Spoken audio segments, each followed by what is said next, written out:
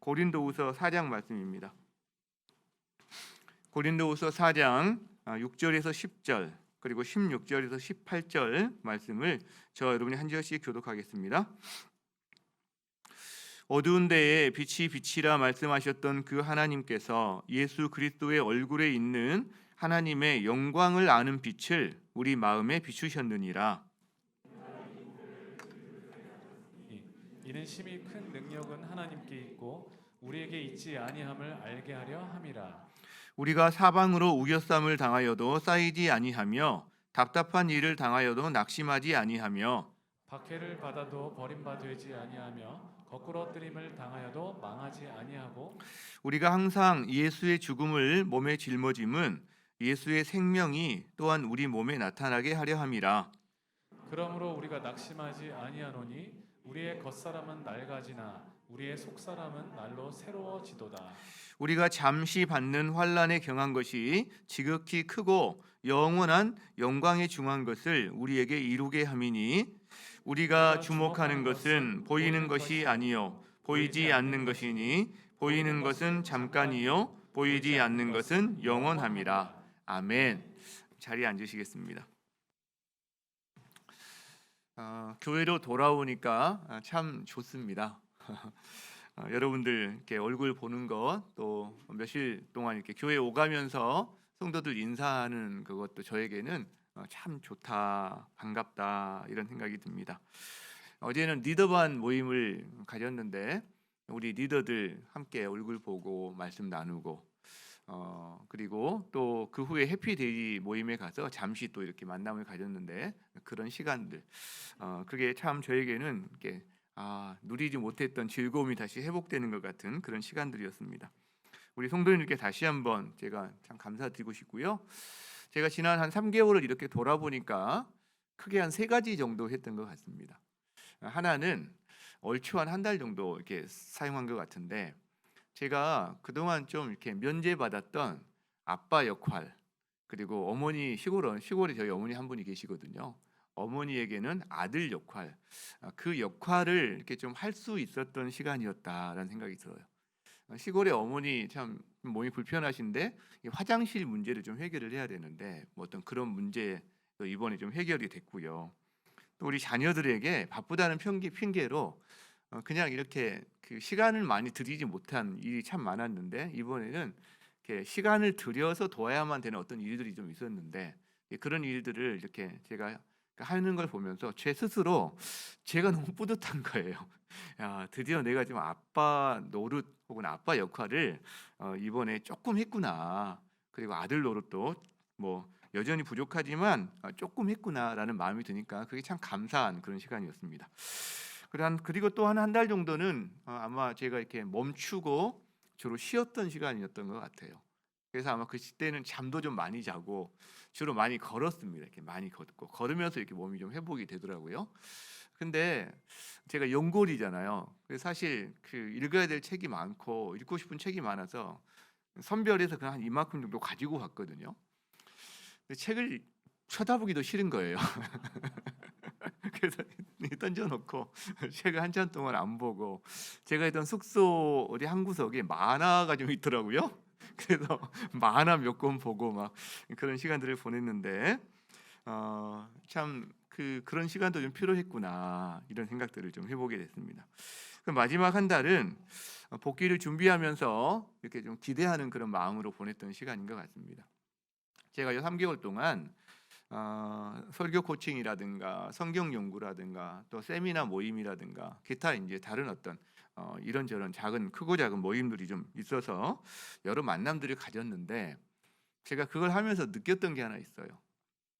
하나님께서 우리 성도들, 우리 교회를 정말 사랑하신다라는 걸 제가 많이 느꼈습니다.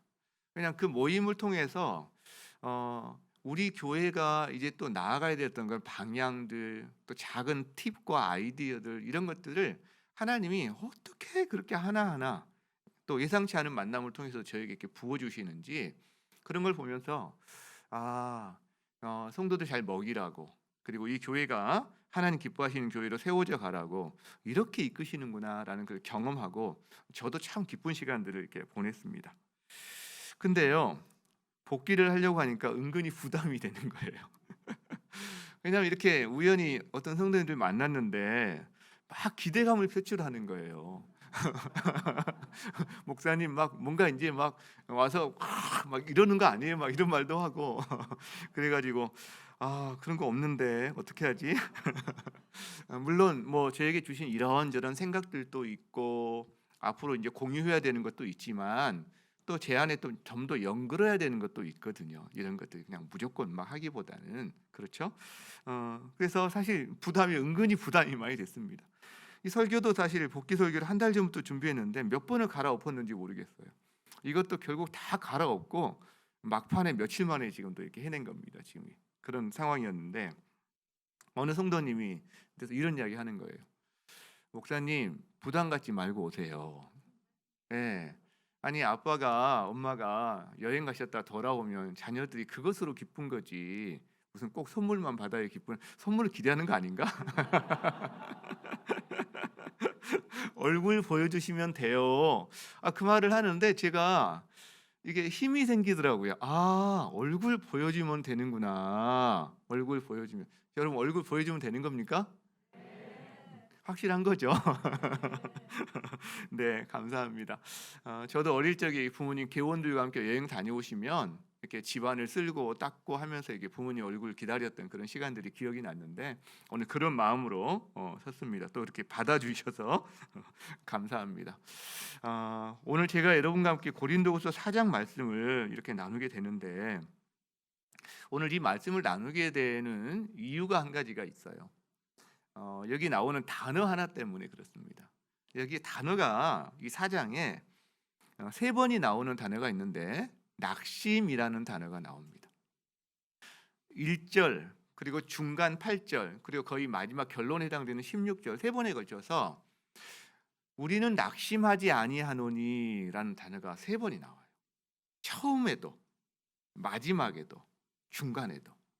그래서 제가 이 단어를 보면서 아니 그 낙심하지 않는다라는 말은요 낙심할 만한 상황이 있다는 말이거든요. 그렇지 않겠어요? 낙심할 만한 이유가 있는데 낙심하지 않는다라는 말을 지금 하고 있다는 거죠. 고린도 교회는 여기 나오는 고린도 교회는 아마 그 전 세계에서 은사에서 두 번째 가라면 서러워할 정도로 은사가 풍부한 교회였습니다. 그런데 또 한 가지 더 있었어요. 문제도 풍부한 교회였어요. 은사도 풍성하고요.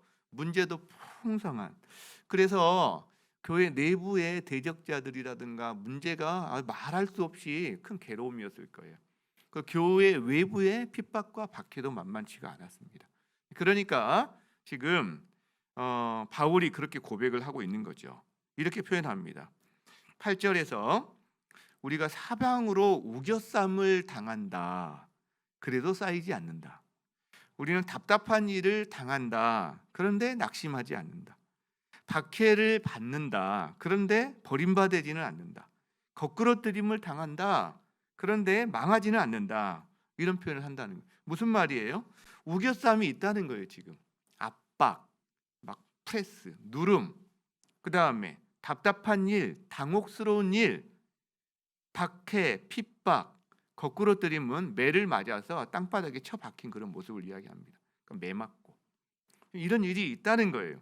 여러분 이 정도면 낙심할 수밖에 없지 않나요? 사실은 아니 낙심해야 되는 거 아닌가요? 그죠? 그런데 낙심하지 않는다는 말을 하고 있다는 거예요. 낙심하지 않는다.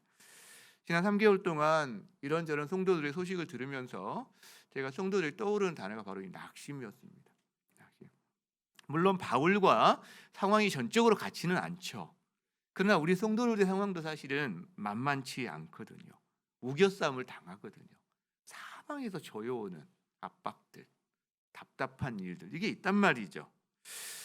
어제 리더반에서도 우리가 이런 말씀을 전권 나눴는데 제가 아는 서울의 한 권사님이 계십니다. 참 성실하시고요. 믿음도 신실하신 분이세요. 그리고 그 가정도 정상적인 가정이기 때문에 집을 살 만한 그런 어떤 그 물질도 있으신 가정이에요, 사실은. 근데 특별한 어떤 사정이 있어가지고 이 집장만을 못하고 오랜 시간을 이렇게 지내버렸어요. 근데 이분이 어느 날 보니까 자기가 예전에는 가령 집을 한 채도 아니고 뭐 두 채, 여러 채 장만할 수 있는 사람이었는데 이제는 집을 장만할 수 없다는 걸 깨달은 거예요. 이분이 그게 얼마나 고민이 됐든지 그것 때문에 공황 장애가 왔어요. 공황 장애가. 제가 아는 또 한 성도님은 뭐 한 성도님만의 이야기는 아닙니다. 집값이 폭등하면서 집을 그 과정에 장만하지 못했어요. 그러니까 가족들에게 아빠로서 가장으로서 무능력하다는 이런 마음이 자기를 짓누르는 거예요. 미안한 마음들. 내가 좀 더 잘해줄 수 있었을 텐데 그런 마음이 자기를 계속 가책하는 게 돼서 이게 나중에 막 우울까지 가게 되는 이런 일을 경험하는 성도들을 보게 됩니다. 여러분 이분들이 뭔가 특별한 분들이 아닙니다. 뭐 탐욕스럽다거나 무슨 투기를 한다거나 이런 분들이 아니란 말이에요. 그냥 우리 주변에 있는 너무나 신실하게 성실하게 일상을 살아가는 분들이란 말이죠. 그러니까 이분들만의 이야기가 아니라 그분들 이야기가 우리들의 이야기예요. 다 우리 저의 이야기고 여러분의 이야기예요. 그것뿐인가요? 우리 교회에 환우들이 참 많아요. 저도 함께 기도하면서 그런 시간들을 보냈는데 특히 이렇게 질병이 오래 가면 당사자도 힘들어요. 근데요 가족도 힘들어요. 사실은. 근데 이게 또 위로가 있고 성도들의 위로로 힘을 얻기도 하고 하나님께서 만져주시기도 하지만 그러나 이게 오르락 내리락 하는 게 있단 말이에요. 때로는 힘을 얻어요. 그러나 깊은 절망에 또 빠지기도 합니다. 어쩔 수가 없어요. 저희가 사람인지라. 그때 깊은 낙심을 경험하게 되는 거죠. 여러분 질병뿐만 아니라 하나님의 사역을 감당할 때도 그래요. 우리 목자님들 이 코로나 기간에 거의 2년 가까운 시간들을 우리 성도님들을 섬겨주셔서 우리 공동체가 이만큼 지금 서 있는데 정말 존귀한 분들로 제가 존경하고 사랑하는데 근데 그분들의 사역이 쉬웠을까요? 결코 쉽지 않았습니다. 지금도 뭐 쉽지는 않고요. 그죠? 여러 가지 부담과 압박 아마 낙심을 수도 없이 경험했을 거예요. 실제로. 그런데 특히 교사들을 생각하면 저는 이 마음이 더해요.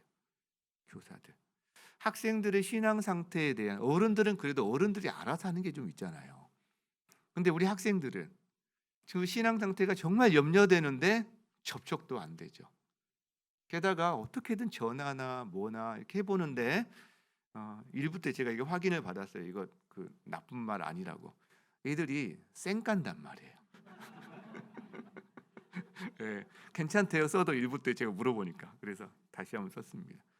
얼마나 사실 그게 한두 번이지 이 쌩까는 게 한두 번이 아니거든요. 정말 그 마음의 부담은 큰데 어떻게 할 방법은 없는 교사들이 아마 이 시간들을 보내고 있을 거예요. 격려와 기도가 그 어느 때보다 필요하다라는 생각을 많이 합니다. 그래서 제가 오자마자 다음 주에 전체 교사 간담회를 지금 잡아달라고 부탁을 드렸어요. 제가 뭐 할 수 있는 건 없어요 사실. 그러나 그분들 잘못이 아니라는 것 지금 이런 상황들이 그리고 최선을 다해 주신 것 감사하다는 것 그리고 우리가 내년에는 그래서 이걸 타개하기 위해서 이런 부분들을 좀 해보려고 한다는 것 이런 것들을 좀 나누는 가운데 이분들이 좀 힘을 얻었으면 좋겠다 이런 마음을 갖는 거예요. 그게 잘 될지는 모르겠어요. 여러분도 기도해 주시기 바랍니다. 여러분의 자녀를 맡고 있는 교사들 정말 힘이 필요하거든요. 여러분 이 모든 것들이 지금 이 코로나 시기를 살아가는 저와 여러분 우리의 이야기들입니다. 이 낙심을 경험하는 일들이 우리의 일들이라는 거죠. 그래서 저는 이 본문을 보면서 두 가지 질문을 해보았습니다. 하나는 아니 언제 낙심하지? 왜 낙심하지? 낙심이 어디에서 오는 거지? 라는 질문을 한번 해봤어요. 왜 낙심하는가? 그 두 번째 그럼에도 불구하고 바울이 낙심하지 않는다고 하는데 그러면 바울이 낙심하지 않는 이유는 뭐지? 이 두 가지를 한번 질문을 해봤습니다. 자, 그럼 첫 번째 질문 왜 낙심할까? 왜 낙심할까? 한 세 가지 정도로 여러분과 살펴보기를 원합니다. 자, 먼저 7절 말씀 한번 띄워주시기 바랍니다. 7절 한번 같이 읽어볼까요? 시작.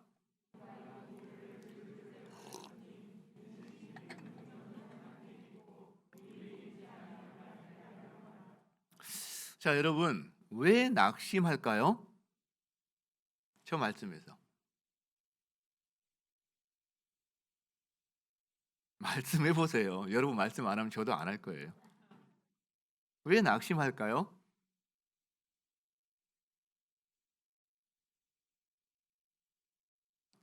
우리 리더반을 이런 식으로 해요. 제가 다 하는 게 아니라 우리 리더들이 찾아가고 나누고 합니다. 여러분 왜 낙심해요? 하여간 뭘 말하는지 다 맞아요. 저는 이제 이렇게 정리를 해봤어요. 우리가 질그릇이기 때문에 낙심해요. 우리가 질그릇이기 때문에. 질그릇의 특징이 뭔가요? 약합니다. 쉽게 깨져요. 우리의 감정도 쉽게 깨져요. 상처도 잘 받아요. 이게 우리가 질그릇이어서, 우리 인생이 질그릇이어서. 감정이 얼마나 약합니까? 조금만 뭔가 이렇게 느낌이 오면 그냥 눈물샘 터지고 모든 판단을 그냥 그걸로 다 해버리는 이런 약함이 우리한테 있어요. 또 하나 능력이 부족해요. 질그릇이다 보니 능력이 부족해요. 만약 우리가 녹그릇이나 막 금그릇이었다면 좀 모르겠어요. 조금 나았을지. 근데 질그릇이에요. 질그릇. 우리에게 기대하는 것들이 있어요. 살아가면서. 근데 이 기대에 못 미치는 우리의 능력을 볼 때 우리가 낙심을 해요. 내가 원하는 회사 들어가고 싶고 내가 원하는 대학 들어가고 싶은데 뭔가 잘 안 돼요. 시험에서 잘 안 되고. 내가 우리 자녀들에게 가족에게 이만큼을 해주고 싶은데 이게 잘 안 돼요. 잘 안 돼요. 내가 이번 일에서 기대하는 게 이건데 나의 능력이 부족해요. 그럴 때 우리에게 낙심이 옵니다. 왜 낙심하지 않는 이유에 살펴봐야 되기 때문에 좀 간단하게 정리하고 넘어갈 거예요. 자, 두 번째 그러면 첫 번째가 우리가 질그릇이기 때문에 낙심이 오는구나. 자, 그럼 두 번째 16절을 같이 읽어볼까요? 자, 시작. 그러므로 우리가 낙심하지 아니하노니 우리의 겉사람은 낡아지나 우리의 속사람은 날로 새로워지도다. 우리가 왜 낙심합니까? 누가 좀 말씀 좀 해보세요. 그냥 그 자리에서. 네, 뭔지 모르지만 다 맞아요. 이것 때문에 잘 안 들리는 것 같은데 다 맞아요. 저는 이렇게 정리해봤어요. 우리의 겉사람이 낡아지기 때문이다. 이렇게 정리해봤습니다. 우리 겉사람이 낡아져요. 시간이 흐를수록. 고장이 많이 나요. 장고장도 나는데 큰 고장도 막 나요. 나이가 들면서 이게 약해져요. 그죠? 우리 교회 참 멋진 권사님 한 분 갑자기 방에서 이렇게 길에서 걸어가시다가 못 걷게 되셨다는 거죠. 갑자기 움직여서 관절이 뭔가 좀 문제가 생기신 것 같아요. 아마 상상도 못하실, 저도 상상도 못했고 꼼짝을 못하시는 그런 상황들인데 이게 약해져요. 고장이 나요 어느 순간. 그렇죠? 큰 고장도 막 나요. 큰 고장도 여기저기. 근데요 몸만 그런 게 아니에요. 우리 정신력, 기억력도 막 깜빡깜빡해요. 저도 요즘 참 웃긴 일을 많이 경험해요. 생각 안 날 수가 없는 것들이 갑자기 생각이 안 나요. 뭐지? 아무리 생각이 안 나요. 네, 그러다가 갑자기 한참 있다 어느 순간 갑자기 생각이 나고 그래서 제가 혼자 막 실실 쪼갭니다. 와 어떻게 이럴 수가 있지? 어떻게 그게 생각이 안 날 수가 있지? 이런 일이 아니 불과 며칠 전에 봤던 송도인데 그 근처 그분이 사는 어떤 그 근처를 지나가다가 잘 계신가 이런 생각하는데 성만 생각이 나고 이름이 생각이 안 나요. 1년 동안 안 봤으면 제가 모르겠어요. 불과 며칠 전에 본 송도인데 와 정말 놀랐어요. 정말 놀랐어요. 근데 그분을 또 하나님이 제가 있는 식당으로 보내주시더라고요. 그 생각을 하면서 제가 우리 그 교육자들 고기를 막 고주고 있었더니 그 고깃집으로 그분이 들어오셔요. 그래서 제가 그때 근데 보니까 얼굴이 딱 생각이 나는 거예요. 속으로 얼마나 웃겼던지 모르는데 깜빡깜빡합니다. 근데 제가 이런 이야기를 하면 우리 리더들이 너무 좋아해요. 제가 깜빡깜빡한다니까. 네, 동질감을 느끼나 봐요. 동질감을. 근데 그게 다 겉사람이 낡아지는 것들이죠. 근데 그것뿐입니까? 우리가 낡아지는 것도 있지만 사회적인 환경으로 말미암아 우리가 낡아질 수밖에 없는 상황도 많이 처해요. 여러분 우리의 기대 수명은 정말 높아졌어요. 근데 은퇴는요 굉장히 빨라졌어요. 이 갭이 엄청납니다. 직장을 다니신 남자든 여자든 상관없이 짧게는 뭐 한 20년, 길게는 30년, 어떤 분은 40년을 직장 생활을 하셨는데 은퇴를 한단 말이에요. 생활이 완전히 바뀌는 거죠. 관계가 완전히 바뀌는 거죠. 일을 매개로 해서 만났던 모든 관계가 갑자기 단절이 됩니다. 절벽에 직면한 것 같은 상황들이 와요. 충격파거든요. 근데 여기에 대해서 실제로 해줄 일이 별로 없어요. 뭔가 국가적으로 사회적으로 아마 이런 것들에 대한 이제 보장, 어떤 대비 이런 게 많이 필요한 것 같고요. 우리 교회에서도 인생의 2막을 위한 어떤 그런 부분들에 대해서 우리가 좀 더 고민과 배려가 필요하다는 생각들을 하게 돼요. 그래서 인생 2막 학교를 좀 만들어 볼까. 하프타임 뭐 4050 혹은 하프타임 6070 이런 걸 좀 만들어서 같이 한번 해볼까 뭐 이런 생각을 하고 있는데 관심 있는 분들도 좀 함께 했으면 좋겠다는 생각도 합니다.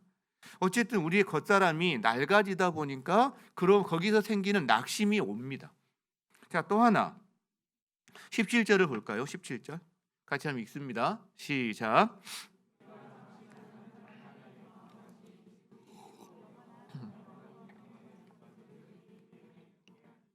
네. 자, 우리가 왜 낙심할까요? 환난 때문에. 환난이 와요. 환난이 있어요. 아까 말한 질그릇은 나로 인한 나의 문제거든요. 나의 정체성이라든가 겉사람. 근데 이 환난은 다른 환경의 문제예요. 가만히 나는 정지선에 가만히 이렇게 차를 잘 멈추고 있는데 갑자기 뒤에서 차가 와서 쌩 받아. 여러분 그러면 그거는 내 잘못은 아니에요, 사실은. 왜 그거 못 피했어? 이런 사람은 없잖아요. 그렇죠? 그런 일이 한두 개. 코로나도 마찬가지입니다. 이게 뭐 우리가 코로나를 만들어낸 게 아니잖아요. 인류가 환경에 어떤 또 공격으로 말미암아 우리가 환경을 파괴하고 그들이 우리를 공격하는 그런 면에서는 우리도 사실 책임에서 자유로울 수는 없지만 그러나 우리가 뭐 코로나를 만들어내서 이 고난을 당하는 건 아니란 말이에요. 환란이 있어요. 환란. 근데 18절도 비슷하지만 또 하나 나옵니다. 자, 읽어보겠습니다. 시작. 우리가 주목하는 것은 보이는 것이 아니요 보이지 않는 것이니 보이는 것은 잠깐이요 보이지 않는 것은 영원합니다. 여러분 우리가 어떤 때 낙심할까요? 보이는 것에 주목할 때 낙심이 찾아오는 거예요. 보이는 것에 주목할 때.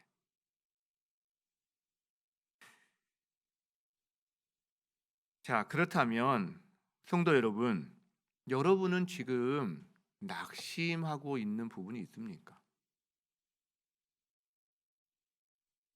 여기서 말하는 것들이 낙심의 모든 이유를 설명할 수는 없겠지만 이 본문 안에 있는 것이 혹시 여러분과 해당되는 것이 있습니까?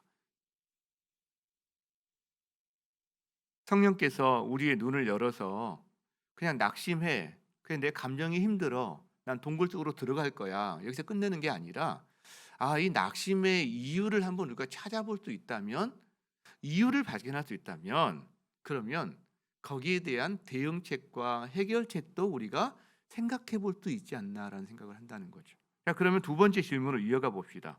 그러면 그럼에도 불구하고 낙심하지 않는다라고 지금 바울이 이야기를 하는데 세 번에 걸쳐서 낙심하지 않는 이유가 무엇일까? 자, 다시 7절을 갑시다. 다시 한번 다시 읽어봅시다. 시작. 우리가 이 보배를 질그릇에 가졌으니 이는 심히 큰 능력은 하나님께 있고 우리에게 있지 아니함을 알게 하려 함이라. 여러분 낙심하지 않는 이유가 뭡니까?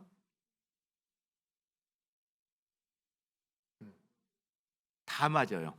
다 맞아. 이렇게 정리를 해봤어요. 여러분 우리는 질그릇 맞습니까?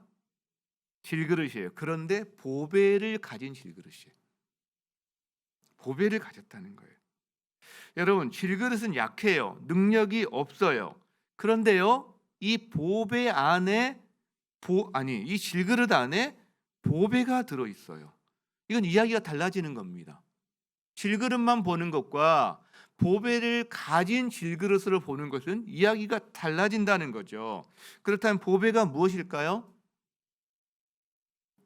보배. 그것도 맞아요.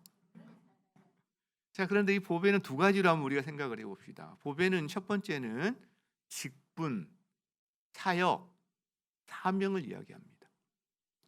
1절에 그게 나오거든요. 1절에 처음에 낙심하지 않는다라고 이야기하면서 뭐라고 하냐면, 나는 이 직분을 받았는데 이 직분이 하나님의 자비로 나에게 주어진 것이기 때문에 나는 낙심하지 않는다라는 말을 해요.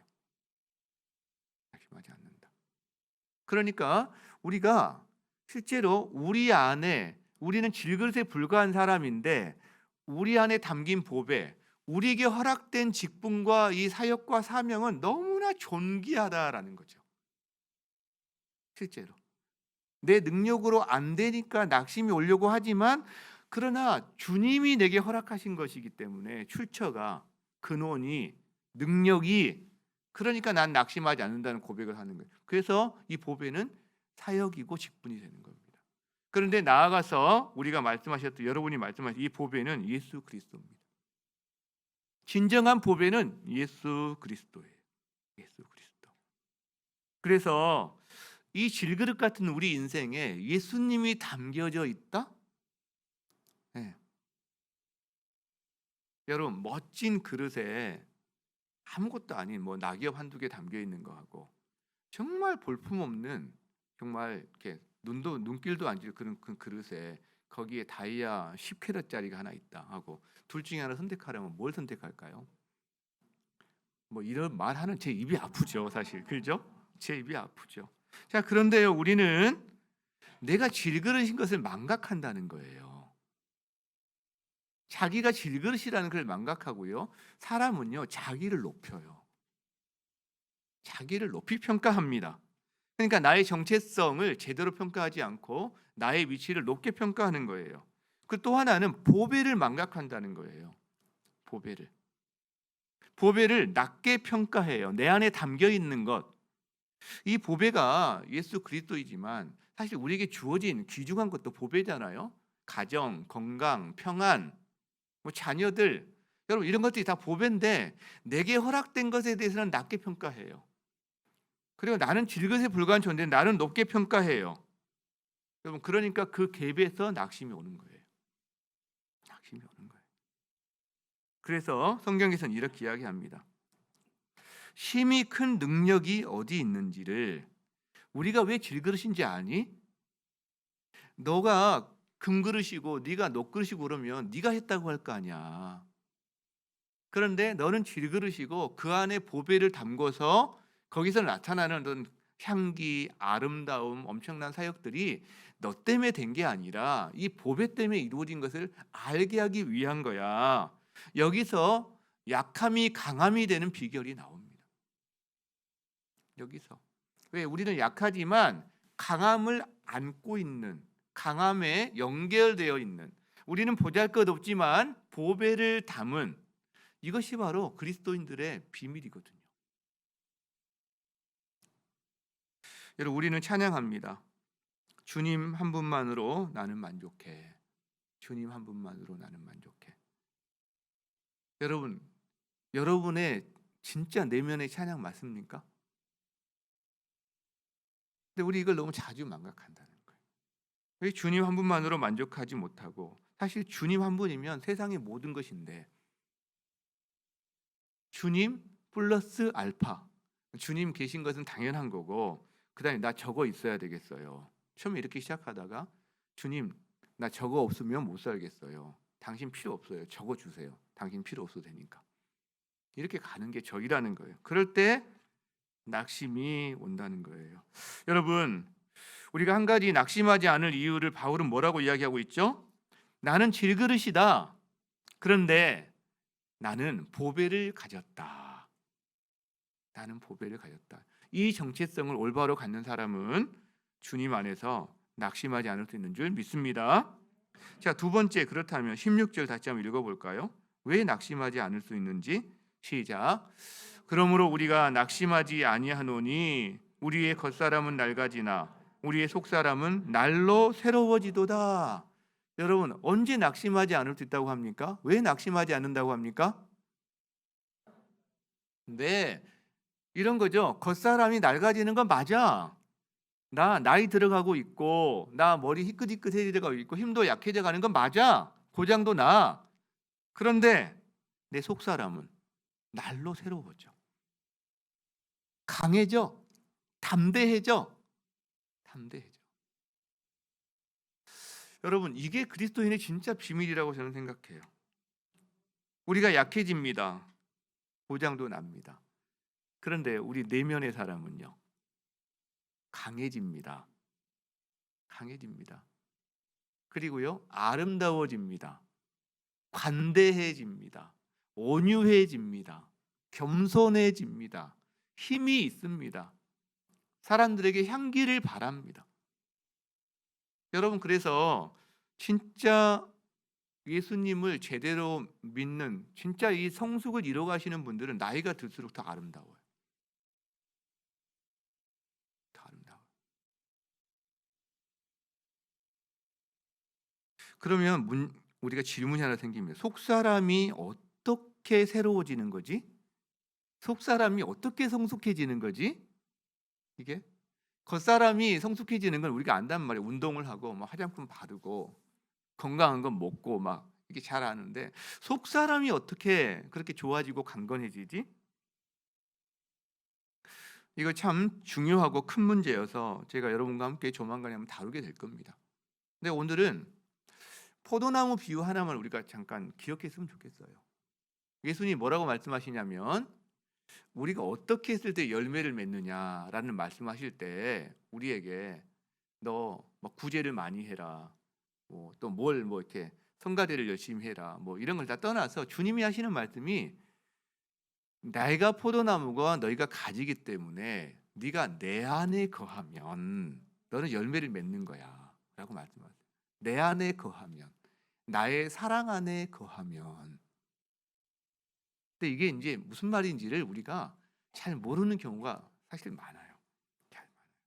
그러나 어찌 됐든 여러분, 우리 속사람이 날로 강건해지고 있습니까? 새로워지고 있습니까?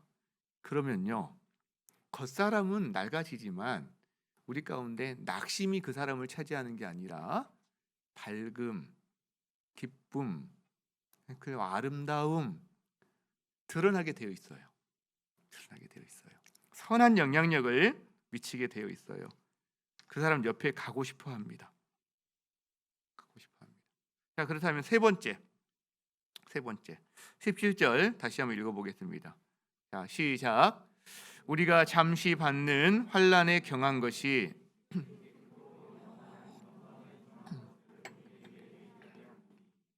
자, 낙심하지 않은 이유가 무엇입니까?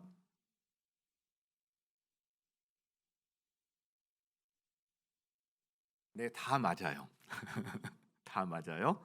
자, 여기서 환난과 영광을 대조합니다. 이런 거죠. 우리 환난이 있어. 그 낙심이 와. 그런데 그 환난을 통해 하나님은 영광을 이루셔. 이렇게 지금 말씀하고 계시는 거예요. 그러니까 환난만을 당하고 환난만을 바라볼 때는, 즉 주목하는 것이 보이는 것, 환난일 때는 낙심이 옵니다. 그런데 보이지 않는 영광으로 우리 눈을 주목하게 되면, 이 환난이 영광과 연결이 되어 있구나, 통로구나, 이걸 통해서 우리를 영광으로 이끄시는구나, 이렇게 해석이 되기 시작하면 그 상황에서 낙심을 이겨낼 수 있다는 거예요. 그리고 우리에게 두 개를 대조해서 보여줍니다. 환난이 잠시 받는 거다, 환난은 경한 거다. 여러분, 제가 질문 하나 드릴게요. 여러분이 사도 바울의 환난이 잠시였습니까? 가벼웠습니까? 40에 하나 감한 매, 살점이 뜯겨 나가는 매를 뭐 몇 번 맞은 거, 막 죽음의 고비를 넘기게 삼층천에 몇 번 왔다 갔다 한 거, 이게 여러분 그가 당한 환난이 가벼운 겁니까? 그리고 그 시간이 짧았습니까? 뭐 한 일주일 정도 끝났습니까? 바울의 인생 가운데? 아니란 말이죠. 길어요. 그리고 중해요. 무거워요. 자, 여러분이 받는 환란이 짧습니까? 그리고 가볍습니까? 아니요. 우리가 어떤 성도도요, 어떤 사람도요, 자기가 받는 환란이 가볍지 않습니다. 짧지 않습니다. 하루를 알아도 짧다고 말할 수 없고요. 일주일 알았다고 너는 아무것도 말할 수 없습니다. 그 사람 신발 속에 있는 돌멩이 하나가 가장 아픈 거고요. 그걸 옆에 사람은 공감하기 쉽지가 않습니다. 그러나 그 당사자에게는 그 순간 그것이 가장 큰 고통이거든요. 아픔이거든요. 근데 성경은 왜 환란이 짧지도 않고 그 다음에 환란이 가볍지도 않은데 왜 환란이 잠시다 그리고 환란이 가볍다라고 말을 하고 있을까요? 그러면 그게 아닌데 바로 이 영광과 비교하기 때문에 그래요.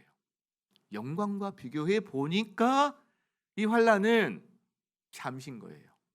영광의 영원함이 비교하니까 영광의 그 무거움에 비교하니까 이 환란은 이거는 가벼워 보이는 거예요. 환란 자체는 너무 무겁고 힘들지만 그만큼 영광이 크다, 영광이 영원하다라는 것을 우리에게 알려주는 말이라는 거죠. 로마서 8장 17절, 18절에서 이렇게 말하는 거예요. 생각하건대 현재의 고난은, 즉 환란은 장차 우리에게 나타날 영광과 비교할 수 없다.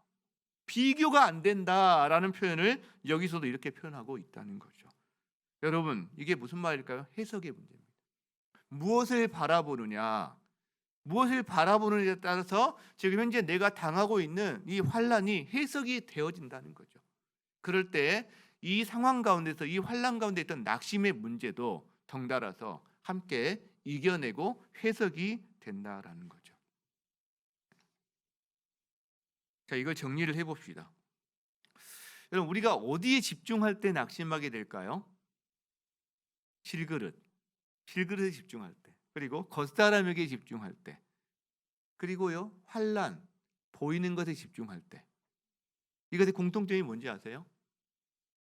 자기와 자기를 둘러싼 환경에 집중할 때 낙심하게 된다는 결론을 우리는 가져가게 됩니다. 자, 그럼 반대로 언제 낙심하지 않게 되나요? 보배에 집중할 때, 속사람에게 집중할 때, 보이지 않는 것, 영광에 집중할 때, 결국 이것은 주님과 주님이 하시는 어떤 일에 집중할 때 낙심에서 벗어난다는 것을 우리에게 말해준다는 거예요. 여러분, 그런데 문제는 우리의 본능은 나 자신과 나의 둘러싼 환경, 보이는 것에만 너무 집중을 하는 구조가 우리의 본능이라는 거예요. 그러니까 낙심이 늘 따라온다는 거죠. 그런데 거기서 벗어날 수 있는 사람은 그리스도의 영인, 성령의 사람은 이제 벗어날 수가 있게 되는데 이 성령의 이끄심을 따라가게 되면 하나님께 집중하게 되고 그 결과 낙심의 터널, 낙심의 늪에서 벗어날 수 있는 사람이 된다라는 거죠. 자, 그러면 이제 우리는 어떻게 해야 합니까? 자, 이렇게 말하면 됩니까? 너 본능을 따라 살지 마. 본능을 따라 살지 마. 제발 너 자신에게 집중하지 마. 네 둘러싼 환경 다 잊어버려. 그걸 듣는 순간 그래, 나 그렇게 할 거야. 그래, 결심했어. 밑줄 3번, 형광펜 쫙 끄면 그렇게 살아갈 수 있습니까? 그게 잘 안 돼요. 여기 나가는 순간 다 잊어버려요. 그리고 다시 걱정거리가 밀려들기 시작합니다. 여러분, 행동을 바꾸겠다고 아무리 다짐을 해도요 얼마 가지 못하는 것 우리는 알아요. 결심 얼마 못 갑니다. 그러다 보니까 나는 결심도 안 해요. 아예 이제 해봤자 이렇게. 앞으로 이런 문제를 여러분과 저는 나누겠지만, 자, 우리는 어둠 속에 있는 사람들이거든요. 어두워진. 자, 그래서 어둠 속에 있는 사람에게요, 너 이거 해, 못합니다. 해도 막 부딪혀요, 여기저기. 어둠 속에 있는 사람에게 필요한 게 뭐냐? 빛이에요, 빛. 빛이 비추일 때 빛 아래서 혹은 빛 안에서 뭔가를 하는 거예요. 먼저가 있는 거죠. 주님의 빛이 먼저 그에게 비추어져야 생명과 질서 가운데 살아가게 된다는 겁니다. 그래서 6절에 놀라운 말씀을 주세요. 6절에 놀라운 말씀, 어두운 데에 빛이 비치라 말씀하셨던 그 하나님께서 언제 이 말씀하셨죠? 태초에. 온 세상이 어둠과 혼돈과 무질서 가운데 있을 때 주님께서 빛이 있으라 말씀하실 때 빛이 비쳤어요. 그리고 생명과 질서가 탄생하기 시작했습니다. 창조하셨어요. 자, 근데 그 하나님께서 이제 예수 그리스도의 얼굴에 있는 하나님의 영광을 아는 빛을 우리 마음에 비추셨느니라. 그 창조하실 때 빛이 있으라 말씀하신 하나님께서 지금 다시 빛을 비추신대요. 어디에? 어디에? 우리 마음에. 왜? 우리 마음이 다시 죄로 말미암아 어두워진 세상 가운데 살고 있기 때문에 우리 마음에 그분의 영광의 빛을 비추신다는 거죠. 어떤 빛을 비추신다? 물리적인 이 전등빛, 햇빛, 달빛? 그게 아니라 하나님의 영광의 빛을 우리 마음에 비추신다는 거예요. 자, 마지막으로 그 빛이 어디에 있다고요? 예수 그리스도의 얼굴에 있는. 여러분, 하나님의 영광의 빛은 어디에 있느냐? 예수 그리스도를 통해서 옵니다. 예수 그리스도 안에 이 하나님의 아름다우심이 있어요. 이 복음 안에 이 하나님의 아름다운 빛이 있어요. 여러분, 저에게 안식월 동안 가장 진짜 안식이 되고 힘이 되고 위로가 됐던 게 뭘까? 이렇게 생각을 해보면 목자 새벽 기도회입니다. 우리 교회 목자 새벽 기도회. 새벽마다 우리 목자들이 말씀을 연구하는 가운데 말씀을 전해 주실 때 자기 삶의 영광의 빛을 비추셨던 그 순간들을 다시 꺼내서 우리에게 알려주더라는 거죠. 그 순간 저도 그 빛 가운데 들어가는 거예요. 그 빛의 비추임을, 영광의 빛의 비추임이 저에게 비춰지니까 제 내면에 힘이 생기고 소망이 생기고 그 아름다움을 보게 된다는 거죠. 상황 환경 가운데 낙심하는 자리에서 벗어나서 이 상황 가운데서 이겨내게 하신 하나님의 힘과 능력과 영광을 우리가 보게 되더라는 거죠.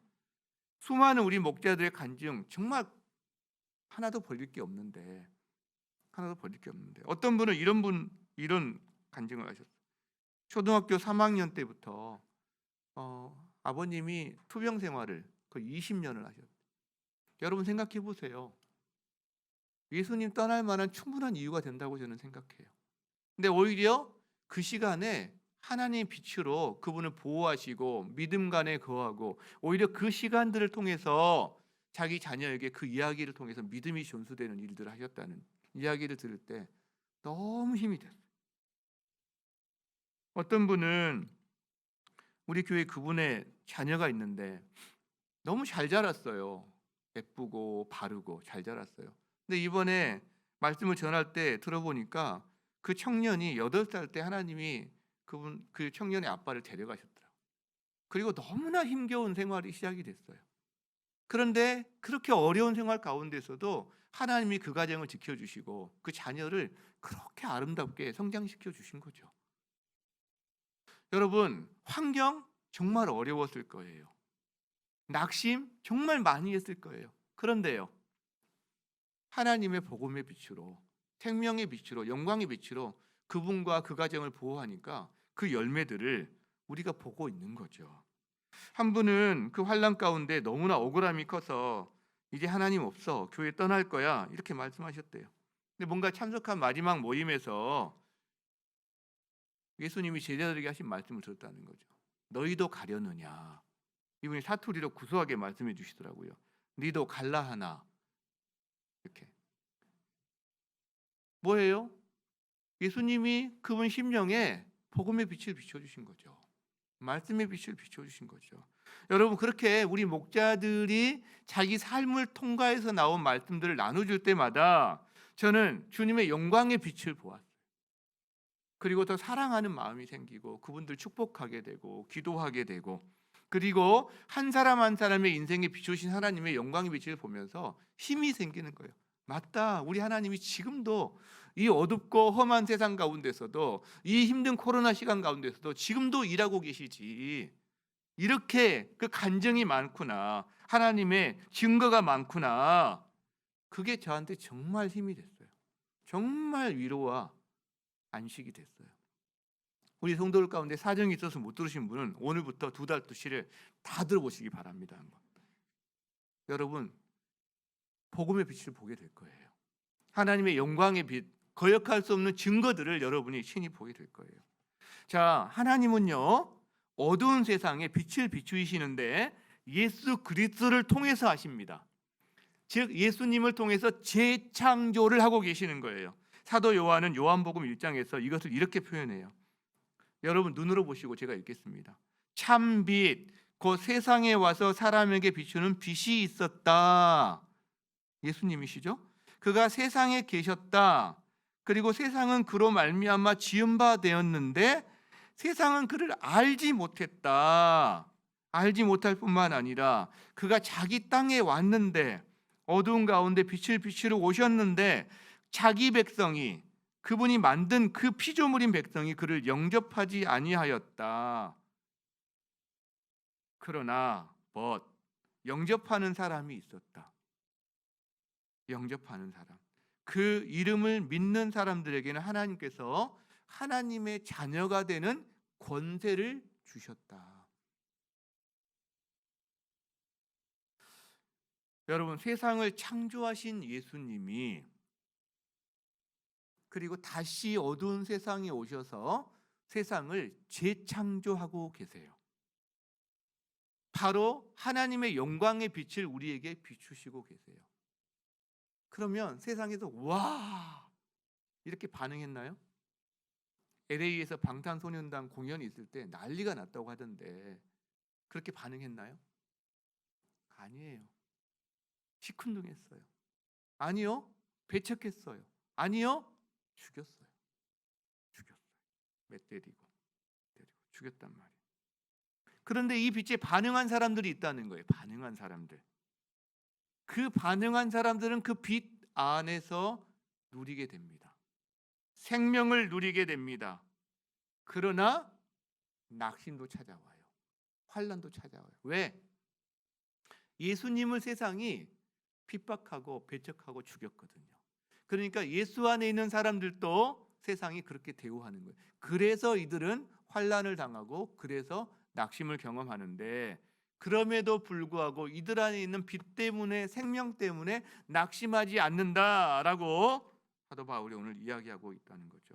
여러분 그렇다면 사랑하는 성도 여러분, 여러분은 예수 그리스도의 얼굴에 있는 그 하나님의 영광을 아는 빛을 여러분 경험하고 계십니까? 여러분 경험하셨습니까? 여러분에게 그 빛이 비추었기 때문에 오늘 이 자리에서 예배드리고 있는 거예요. 다만 우리가 일회성이 아니라 그 과거 옛날 어떤 한 번의 사건이 아니라 주님은 그 빛을 오늘도 날마다 계속해서 비춰주기를 원하세요. 왜? 그 진리와 그 공의의 아름다움이 너무 심하기 때문에, 너무나 아름답기 때문에 선지자들도 이것은 하늘의 천사들도 이 복음을 상고하기를, 살펴보기를 간절히 원한다라고 하는 거예요. 그 정도로 깊고 오묘한 하나님의 진리, 하나님의 사랑이 그 안에 있다는 거죠. 여러분, 저는 우리가 주님께서 여러분에게 이렇게 예배를 통해서든 목자 새벽 기도를 통해서든 여러분이 잠잠히 하나님 앞에서 정말 주님을 고개를 들어 마음의 눈을 들어 주님을 갈망할 때 주님이 빛을 비춰주실 거예요. 그러면 그때마다 여러분 주님을 갈망하고 주님을 사모하시기를 바랍니다. 그리고 그때마다 주님이 여러분에게 빛을 비춰주신다면 그 빛 안에서 감사와 찬양함으로 주님을 누리시기를 바랍니다. 갈망하는 자에게 그리고 반응하는 자에게 하나님께서 계속해서 이 은혜를 더하실 거예요. 그리고 맛을 본 사람은요 더 보고 싶어하는 거예요. 그 깊이가 있는 거예요. 제발 너무 얕고 낮고 정말 천박한 수준에서 우리가 하나님을 그대로 멈추게 하지 말고 그 주님의 깊고 오묘한 그 비단에 아름다우심 안에 우리가 깊게 발을 담그는 복된 인생 되시기를 주의 이름으로 축원합니다. 우리 함께 찬양합시다. 아마 제가 안식월 동안 가장 많이 하나님께 불러드렸던 찬양인 것 같아요. 내 아버지 그 품 안에서 내 영혼을 안전합니다. 여러분, 아기들이 어디에서 안전을 누립니까? 어디에서? 놀이터도 재미있고 재밌는 게 많지만 결국 부모의 품에 안겼을 때 안전을 누리고 평안을 누립니다. 우리의 고백이 됐으면 좋겠습니다. 함께 찬양하겠습니다.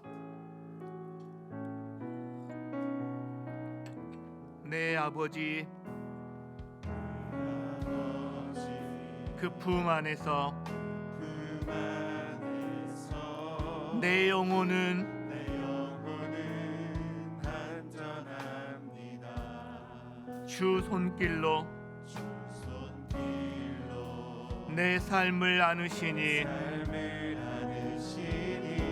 그 평강이 나를 덮습니다. 내 아버지 그 품 안에서 내 영혼은 안전합니다. 주 손길로 내 삶을 안으시니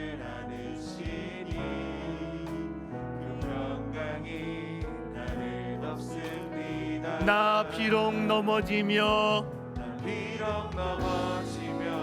흔들리지만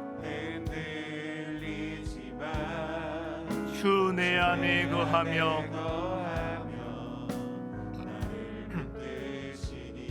내 생각을 주께로 돌리고 주시는 평강의 옷을 입습니다. 주 약속 안에서 내 영혼 평안에 내 뜻보다 크신 주님의 계획 나 신뢰해.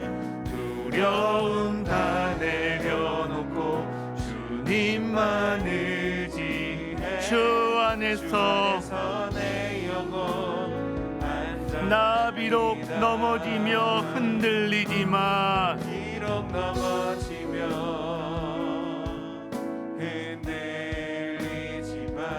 주 내 안에 거하며 내 생각을 주께로 돌리고 주시는 평강의 옷을 입습니다. 주 약속 안에서 내 영혼 평안에 내 뜻보다 크신 주님의 계획 나 신뢰해. 두려움 다 내려놓고 주님만 의지. 주 안에서 내 영혼 안전합니다. 주 안에서 내 영혼 안전합니다. 어려운 시대를 살아가는 우리들입니다. 내 자신뿐만 아니라 주변에도 환난 가운데서 여러 가지 어려움 가운데서 낙심을 경험하는 사람들이 참 많습니다. 여러분, 지금 낙심하고 있는 성도들 있다면 오늘 말씀을 통해서 자신을 돌아보고 성령께서 여러분의 눈을 열어주시기를 원합니다. 그럼에도 불구하고 바울이 낙심하지 아니하노니 라고 말했던 그 이유들이 여러분의 이유가 되기를 축복합니다. 이 시간에 주여 외치며 함께 기도의 자리로 나아가겠습니다. 주여, 주님